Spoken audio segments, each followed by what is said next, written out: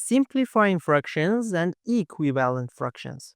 So now we understand that this idea of a fraction is like parts of a whole, and to refresh that, we can imagine that I have 5 books on my bookshelf in total, and I have read 2 of them. Well, that means I have read 2/5 of the total books that I have, or I am 2/5 of the way through the books on my bookshelf. So is this idea of ratio or a relationship between the value in the numerator and the value in the denominator. And so we understand that we have this concept of a fraction, but now we want to take that idea of the fraction as a relationship and expand it to recognize that 2 fractions can be equivalent even if they're written differently. So let's think about here to take another example that I'm driving 945 miles on a road trip, and so far I've driven 630 of those miles. So 630 miles driven so far out of 945 miles. This is the part of the whole, and what I want to figure out is the proportion of miles that I've driven so far. Written this way, 630 divided by 945. It's really hard for me to interpret what this means. How far really have I gone so far? It's really hard to tell because these numbers are so large. So what I would like to do instead is see if I can simplify these fractions into a set of smaller numbers where the numerator and denominator are smaller numbers. I'm looking for an equivalent fraction that's easier for me to interpret, and the way we're going to do that is by looking for common factors between the numerator and denominator that we can cancel. Now, we have big numbers like this oftentimes. The easiest way to do that is to find the prime factors of both numerator and the denominator. So let's start with 630. I'll look for its prime factorization. So we are looking for any factor of 630 that we can pull out.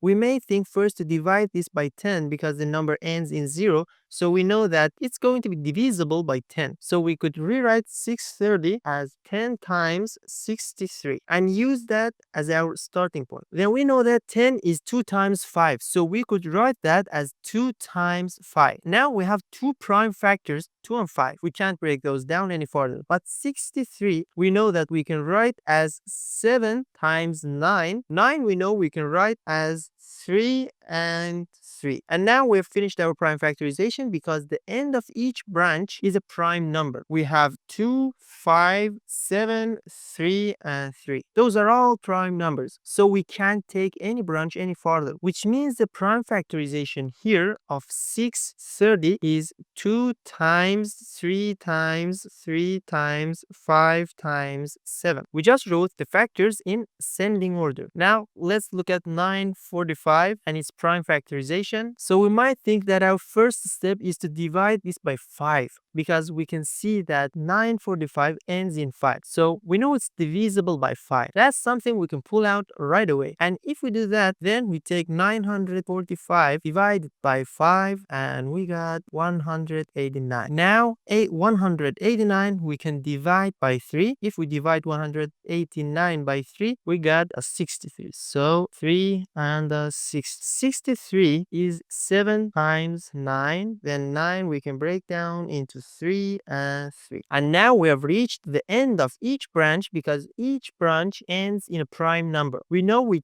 can't go any farther. So there's our prime factorization. If we write the factors in ascending order, we get 3 times 3 times 3 times 5 times 7. Now we're looking for factors in the numerator and denominator that we can cancel. When we have factors that exist in both numerator and denominator, we can cancel those factors against each other without changing the value of the fraction. So to start with here, we can see that we have a factor of 3 in our numerator and a factor of 3 in our denominator. We can cancel those out, and we haven't changed the ratio of the original fraction because 3 divided by 3, if we just look at these factors by themselves, 3 divided by 3 is the same as 1. So when we cancel this out, it's just like canceling out a factor of 1, and we're not changing the actual value of the fraction. So we can keep going, and we can see here that we have another factor of 3 that we can cancel. We have a factor of 5 that we can cancel.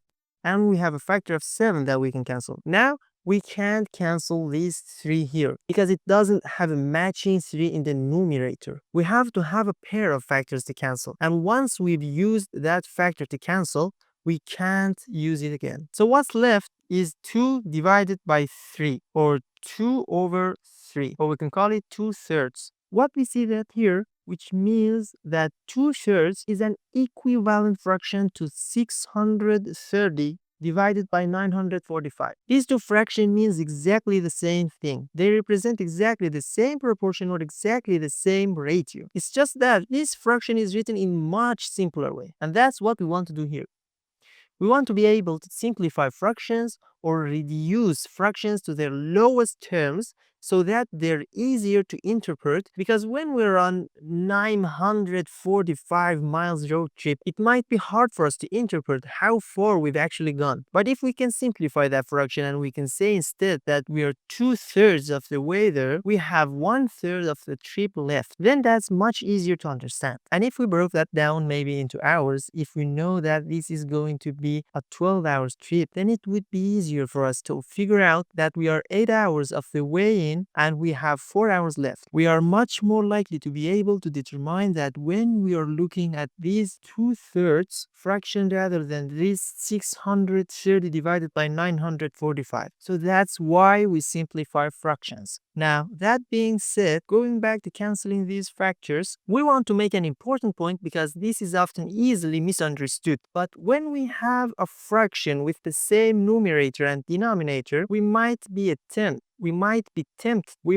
tempted to think that we can cancel these factors and that the result is 0 because both tens are gone away. But that's actually not the case. This is not equal to 0. Instead, 10 over 10 equals to 1. And in fact, any fraction where the numerator and denominator are equivalent, the fraction simplifies to 1. And the reason is because this 10 over 10 right here, we can actually rewrite that as 10 times 1 divided by 10 times 1. And of course, if that's the case, we could cancel the tens, but then we're left with 1 divided by 1, and we know that 1 divided by 1 is 1. We should also know that 10 divided by 10 is 1, because 10 goes into 10 more times. So when we have a fraction like this, the result is 1, not 0. And remember here when we were canceling factors, we said that these 3 divided by 3 was like canceling out a 1, or 5 divided by 5 was like canceling out a 1. We have to remember that when we have a fraction like this, it doesn't just disappear, it becomes 1. So let's look at a couple more examples with equivalent fractions. Here we have a 30 over 45. We know that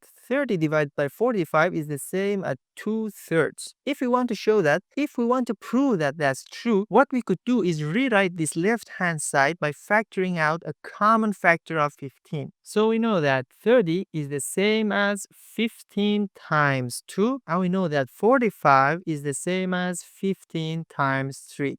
So if we rewrote 30 over 45 as this fraction, then we could cancel the 15s. So as you can see, we rewrote 30 over 45 as this fraction. And now we can cancel the 15s. And you can see here that we're left with just 2/3. And that's how we know that 30 over 45 is equivalent to 2/3 or 2 over 3. Alternatively, we could start with these 2/3 and we could multiply it by 15 over 15, and that would give us 2 times 15 equals to 30 and 3 times 15 equals to 45. And we would get to 30 over 45 here from 2 over 30. Just by multiplying by 15 over 15, which is the same as multiplying by 1. Because remember, any fraction where the numerator and denominator are equal is equal to 1. So really, we're just multiplying this by 1 written in a different way. So that's 2 different ways to show that fractions are equivalent.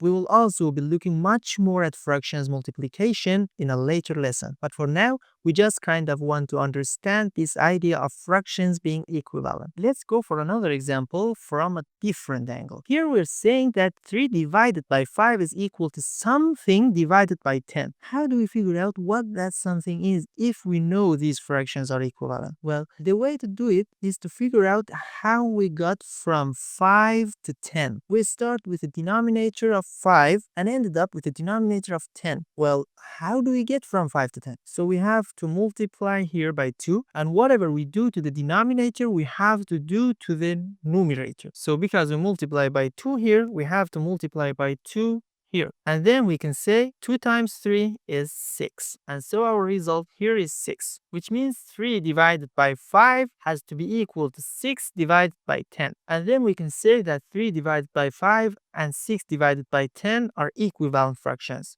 We can prove that even further if we try to break down 6 over 10. Let's rewrite it with prime factorization. Well, 6 divided by 10 we know is equal to 2 times 3 over 2 times 5. When we take the prime factorization of 6 and the prime factorization of 10, and then we see that we can cancel the common factor of 2 and we are left with 3 divided by 5. The fraction we started with originally over here. So we're going to be doing this all the time as we continue to work with fractions. The idea is that we want to always be able to simplify a fraction to its lowest terms or to its simplest form. Sometimes we're going to be able to do that pretty quickly just by recognizing that we have common factors between the numerator and denominator. We might just be able to look at 30 divided by 45 and immediately recognize that common factor of 15 and pull that out. So sometimes we're going to be able to do it pretty quickly, but sometimes when we have something more complicated, we're actually going to have to go through the prime factorization process. Write out the prime factors and then cancel those one at a time to figure out what fraction is it equal to. We might just be able to look at 30 divided by 45 and immediately recognize the common factor of 15 and pull that out. But sometimes when we have complicated examples like this one, we're actually going to have to go through the prime factorization process. Write out the prime factors and then cancel those one at a time. But either way, that's two methods of simplifying fractions. One just by the side and the other actually going through the prime factorization process. Our goal is to become comfortable with both of those so that we can simplify fractions to their lowest terms whenever we have any kind of complicated fraction like this one. And then we want to be able to recognize that after we've simplified a fraction, that simplified version is equivalent always to the fraction we started with. They represent the same ratio, they're just written different ways. So 630 over 945 is equal to 2/3. It's just that 2 over 3 is a simpler expression of that same ratio. In the same way up here, 3 over 5 is equivalent to 6 over 10. But 3 over 5 is the most simplified version. And here, 30 over 45 is equivalent to 2/3. It's just that 2/3 is simpler version than 30 over 45. So that's the idea behind simplifying fractions and identifying equivalent fractions.